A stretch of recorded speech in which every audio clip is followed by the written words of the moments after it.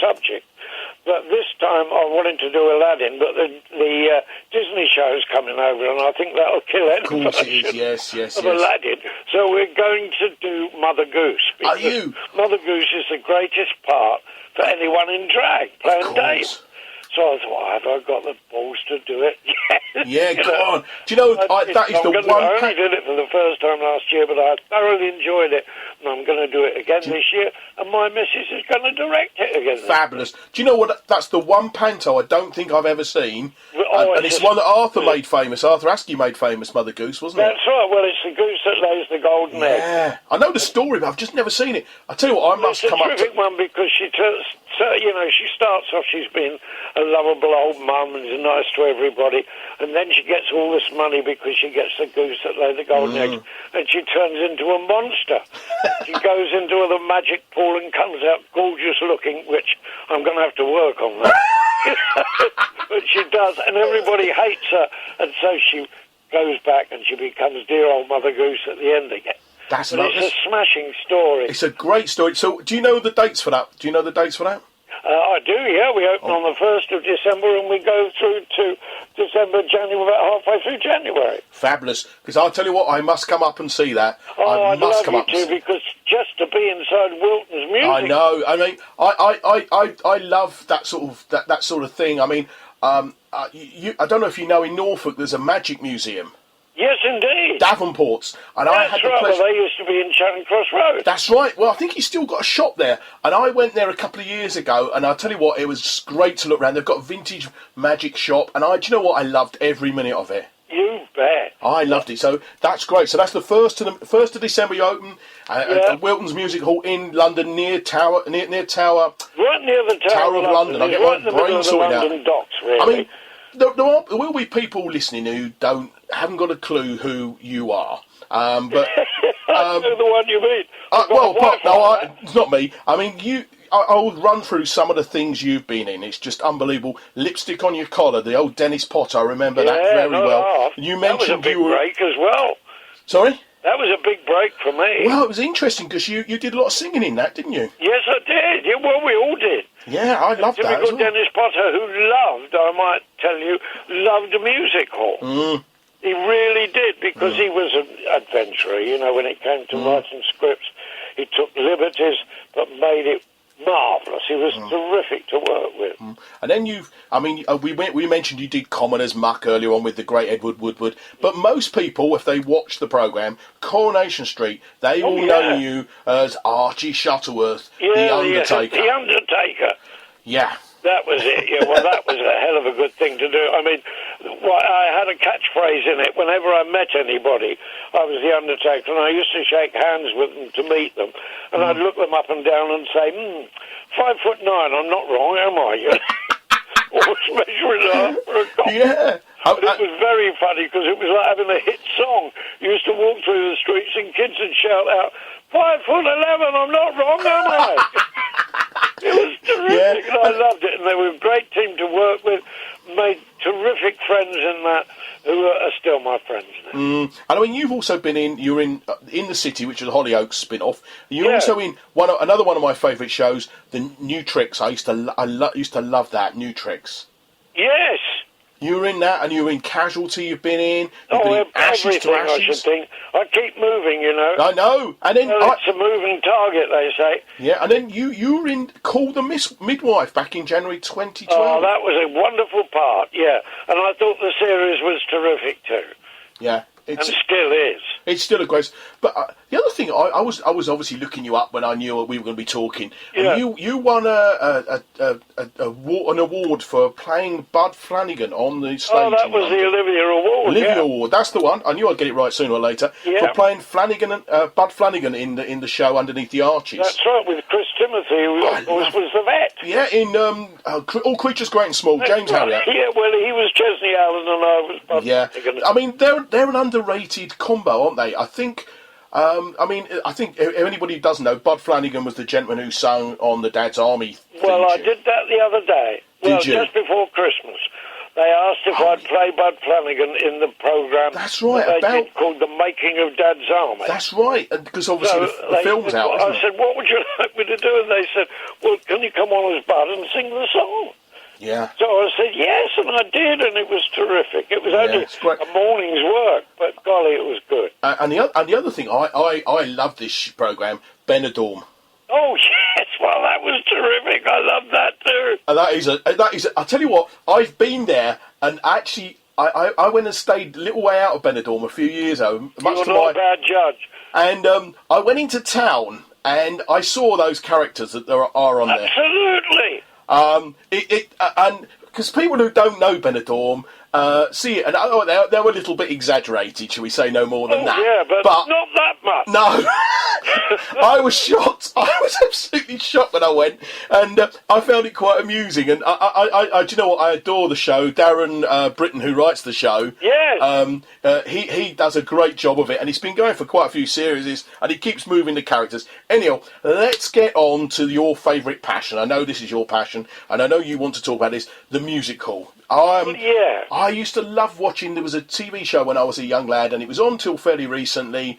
It was shot at the Leeds Variety Theatre. It was called The Good Old Days. Oh yeah, indeed. And that used to Sachs as the chairman. That's right, and he used to bang that gavel. But I know I know you love your musical, and I need to ask you about this song that I think it was your grandmother used to sing for you. Oh yeah, what, The Hole in the Elephant? That's the one. I knew you'd mention it. How could I ever forget it?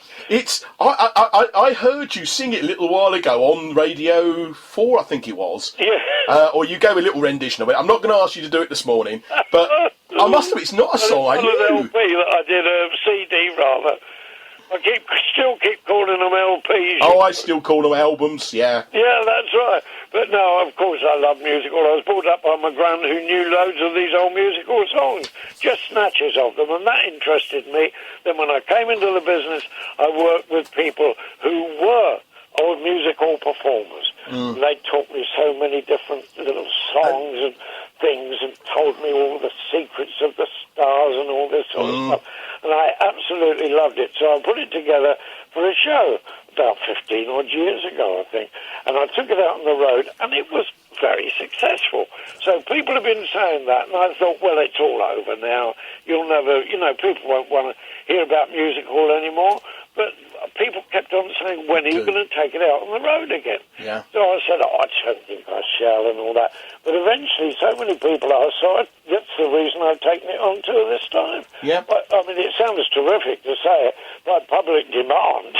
Well, if people want to see it, they'll come. If they don't want to see it, they're not going to come. That's what I mean, but it did worry me. But the thing is that it's gone ever so well, and I'm really so pleased because I've always loved doing the songs and the gags and the bits and everything. Yeah. And it's a bit of everything in this.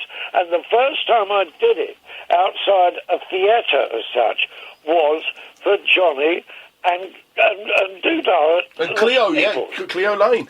Yeah, because I said, and Cleo, as I say, I knew from the satire shows, but I said, the stables, I said, that's your place, isn't it? And Johnny said, yeah. I said, you don't want bloody music hall songs. He said, we have a Wavendon all-music plan. He said, we want every sort of music there. I know. We want music hall music. So I did a Sunday night there, and that's what inspired me to carry on doing the show. Yeah. I mean, you're going to be there. I will talk about that. There's 3 things I need to mention. The autobiography, I love the title. Yeah. You can mention it. Sorry, though, I couldn't hear that. Sorry, the title of your autobiography, I love that. Oh, well, that was a fart in the colours. Yep. It's the title, and that was my gran. That was my gran. And I told my missus about that when my aunties came round one day. And I was always one of those kids who never sat still. I was always jumping about. And I was doing it when the aunties were there. And my gran brought me up, you see. Yeah. So one of the aunties said, God blimey, Mum. She said, can't you make him sit down for a minute, behave himself? She said, no, he's like a fart in a colander. Do you know what? My dad said... He's like a fart in a colander, she said. So I told my missus that story, and she said, "My God, that's got to be the title of the book." My dad said that to me when I was a young lad. A lot of them did, didn't they? Yeah, I had a round backside. In fact, I still have one slightly now. There you are. There's two other things I need to talk to you about. Yeah. My wife reads a magazine, and you write a column in there every month called Yours. Yours magazine? Yeah. Indeed I do, and I've been doing it for 20-odd years, you know. Have you? She hasn't been reading it that long, yeah. but... It's great now I've taken the show on the road for this tour. How many people who read yours come up? Yeah, I know. And say hello after the show and everything. It's really good. It's a great magazine, I must admit. She leaves it to one side sometimes, and I have a quick flick through. There you are, you see. It's a good read. I mean, it comes through the letterbox every 2 weeks, and she loves it. Let's face it, you've done pretty much everything over the career. Is there anything you'd like to do, or you wish you'd done? Well, I'll tell you what I wish I'd done more of. I wish I'd had more chances of playing parts in Dickens. Really? Things, because I did Fagin, you know, for 2 years at the Albury Theatre in London, and got nominated for an Olivia Award for playing Fagin, which was very nice, and it was terrific. I loved doing it. But there's so many parts in Dickens, because I'm a huge fan, that I'd love to have played, but I never was offered any. Oh, that's a shame. I think to a certain amount you were typecast as the funny man. That's right. And I think it's difficult. There's so many funny parts in Dickens. Well, there are, I know, but it's producers... very funny stuff. But producers and that don't... Fagin was interesting because I played it dead straight. Mm. You know, and he obviously was an entertainer, Fagin, where he got these kids to do whatever he wanted them to do. All the stealing for him and everything.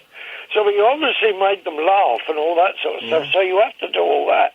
But he was an awful, terrible man. He was. People often lose that aspect of it. Yeah. And if you lose the fact he was a real villain, then you lose the point of the whole show. Because, I mean, Ron Moody played him for many years and made a great career out of it.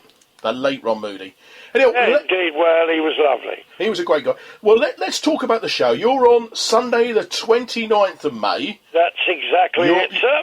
You're at the stables. And and they tell me since I was last there, it's better arranged in the fact that more people can see you from the front. Oh yeah, it's actually quite a frightening theatre in many ways because of. Well, when you first went there, they're telling me they've altered it, Terry, from when you must have first went. Certainly from when I first went. Yeah, it's you used to come on the stage, which was a little platform. Oh no, it's a little bit more than that now. Oh well, it had a piano on it, and you faced the front, and there were about 3 rows in front of you. But to your right and left, there was a whole bank of seats on the right and a bank of seats on the left. So it was like playing at Wimbledon. It's very much like that now. It's good. It's changed. It's now. I mean, it's a purpose-built building now. I was there a couple of weeks ago on stage, and you can see the audiences white to their eyes, and it's quite. I've done it 3 or 4 times. I've compared there. Right. And you go on stage and you see the audience, and they're right there. Oh, well, I love that. They're all round you. It's almost like a semi-round. It's almost like the old, the Greek amphitheatres. It's a beautiful venue. Yes, that's right. It's a beautiful venue. I go there regularly, and it's a great venue, and you will have a great time. And from what I understand, there isn't many tickets left, so I think the people, if they want to come and see you, they need to get them down there. They need to get their backside into gear. I'm very proud of this particular show. And there's 2 ways of getting tickets to go to see Roy on the 29th of May. You can call the stables. The box office is 01908 280 800, or you can go online and book your tickets. It's www.stables.org, and there you can book your tickets. And they've got some great shows on there. Not just your show, but they have some fabulous shows there at the stables. It's a great venue. They cover every sphere of entertainment, from jazz through to comedy and anything in between. So good luck with the show, Roy. It's been an absolute pleasure. Thank you very much indeed. So I'm now going to iron my Max Miller suit. Oh yes, I forgot to ask about Max Miller as well. Oh yeah, well I do him in the show. You do, because you're the president of the Max Miller Appreciation Society. That's right. Well, when we worked together, we got to know each other, and he was terrific help to us. He really was. But the thing with the Max Miller is, whenever I go and take the show round, people say, "I hope you're going to do a bit of Max." Yeah. Do you do it? I always do. But do you do it from the Blue Book or the other book? Well, you've got a choice. Okay. As you did with Max. I think nowadays, Max was a very funny man. I only ever seen film and listened. You know, I wasn't old. You know, I'm not old enough to have seen him live. Well, the thing with it is, Terry, that it's amazing how many of the new wave comedians love every recording that Max ever did.